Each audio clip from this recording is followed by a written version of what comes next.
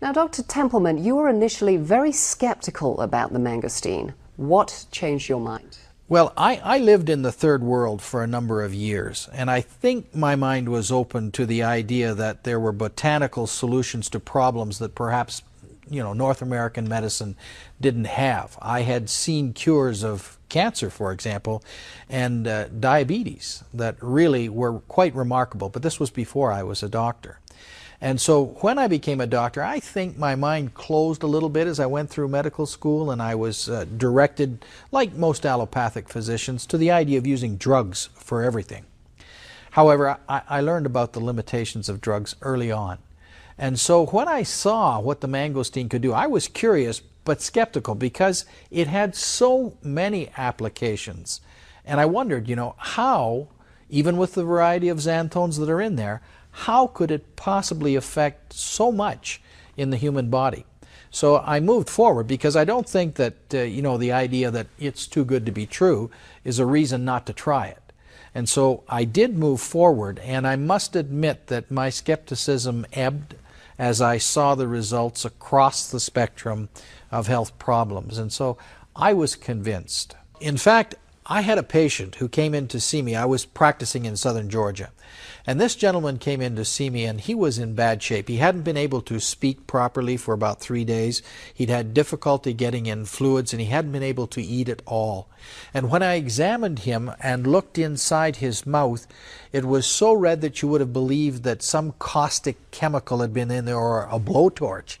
And I examined him, but I could not figure out what was wrong with him. I called my partner in, who examined him with me and had no other ideas than I had. I then sent him post-haste to a hospital to see a specialist, an ear, nose, and throat specialist, who, using fiber optic tools, was able to look down his trachea, his breathing tube, and his esophagus, his swallowing tube, and called me and told me that that inflammation I could see in his mouth continued down as far as he was able to see with his fiber optic tools. So we did not know what was going on. The doctor up there proposed a number of tests, and this fellow, Billy, refused the tests.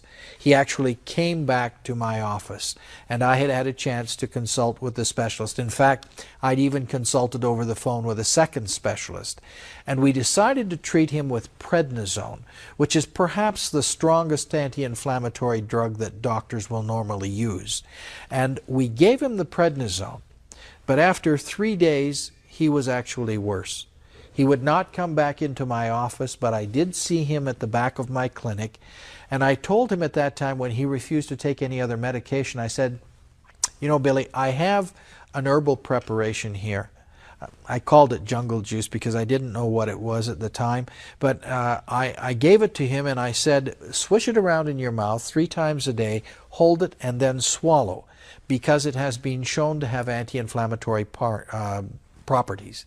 Now, I did not know what to expect, but in a couple of days I was really worried about Billy, and I called his family, and they said to me, oh, he's back at work. So I brought him back in, and when I examined him again and was able to look at his mouth, even though there had been some changes in his hands and in his feet, his mouth was completely clear. The inflammation that we had not been able to change using the most potent medication we had on hand was gone. And I thought, that's a pretty good example of nature outstripping science. Dr. Templeman, that was just a remarkable